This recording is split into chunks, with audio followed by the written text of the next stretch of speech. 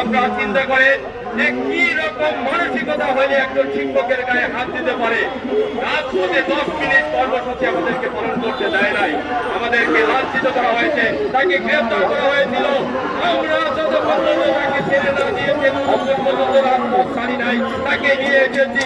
আমরা আপনাদেরকে বলি শিক্ষকদের একটাকেও গ্রেফতার করা হইলে আমরা আপনাদেরকে কোনোভাবে ছাড় দেব না। আপনাদের কর্মসূচি চলবে, কর্মসূচি চলছে, সারা বাংলাদেশের শিক্ষকরা আসবে এবং আমাদের কর্মসূচি সফল হবে ইনশাল্লাহ। আমরা দাবি আদায় করে রাজপথ ছাড়বো। আমরা আমাদের ভাইদের উপর যে হামলা হয়েছে এর জন্য আমরা বিচারের ব্যবস্থা করে থাকবো ইনশাল্লাহ। আমরা আপনাদের পাশে থাকার আহ্বান জানাচ্ছি। এখন কথা বলবেন জোটের সম্মানিত সদস্য সচিব দেলোয়ার হোসেন আজিজি।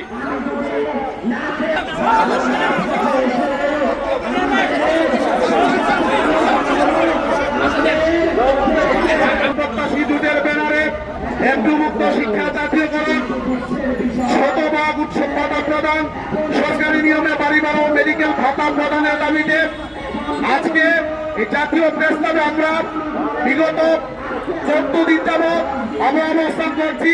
আমাদের লাগাতার অবস্থান কর্মসূচির আজকে 14তম দিন এবং আমাদের প্রতীকী অনশনের আজকে 5ম দিন। আমরা ইতিমধ্যে আমাদের দাবি দেওয়ার ব্যাপারে অনেকগুলো কর্মসূচি আমরা পালন করেছি। লাগাতার অবস্থান কর্মসূচি, প্রতীকী অনশন, march to Jamuna, march to secretariat, march to Shiksha Bhaban, রাজপথে বিক্ষোভ মিছিল সহ বিভিন্ন রকমের কর্মসূচির মাধ্যমে আমরা সরকারের দৃষ্টি আকর্ষণের চেষ্টা করেছি।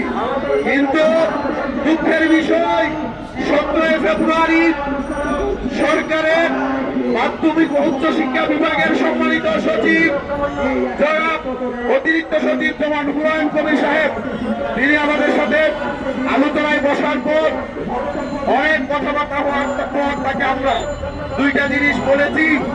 আমাদের শিক্ষকরা শতভাগ উৎসব ভাতা না দেওয়ার কারণে আমাদের অধিকাংশ শিক্ষক কোরবানির সময় কোরবানিটা দিতে পারে না, ঈদ উল ফিতরের ঈদটা তারা সুন্দরভাবে উদযাপন করতে পারে না। আমরা তাকে বলেছি সরকার আমাদেরকে উৎসব ভাতা দেয় 25%। একজন এন্ট্রি লেভেলের শিক্ষক উৎসব ভাতা পায় 3125 টাকা। মাদ্রাসার ক্ষেত্রে ইত্তেদায়ী একজন শিক্ষক মুনাস পায় মাত্র 2300 টাকা। ঈদ উল ফিতর আমাদেরকে জামা কাপড় কিনতে হয় আমাদের বাংলাদেশের প্রেক্ষাপটে। আমরা যখন সন্তানের জামা কিনি তখন স্ত্রীর জামা কিনতে পারি না, স্ত্রী যখন জামা কিনি মা বাবার জন্য একটা জামা কিনতে পারি না। আমরা যখন মা বাবার জন্য জামা কিনি নিজের জামা কাপড় কিনার চিন্তাও করতে পারি না। ঈদের সময় আরো অন্যান্য অনেক সামগ্রী রয়েছে, আমরা এগুলো আসলে কেনার মতো আমাদের কোনো সক্ষমতা নেই, আমরা কিনতে পারি না। ঈদুল আজহাতে এই 2500 টাকা দিয়ে বাংলাদেশের প্রেক্ষাপটে যে ঈদুল আজহায় কুরবানি দেওয়া যাবে না, এটা মনে হয় একটা নাবালক শিশু একটা পাগল বুঝবে, কিন্তু আমাদের সরকার এটা বুঝে না।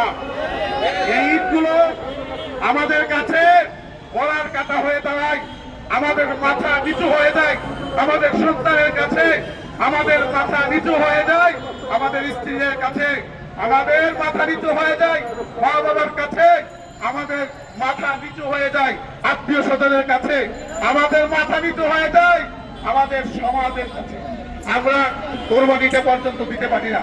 আমরা শিক্ষা উপদেষ্টা মহোদয়কে বলেছি এবং আমরা অতিরিক্ত সচিব মহোদয়কে বলেছি যে আপনারা আসন্ন ঈদ উল ফিতর থেকে আমাদের শিক্ষকরা যাতে শতভাগ উৎসব ভাতা পেতে পারে আপনারা এই ব্যবস্থাটি করেন।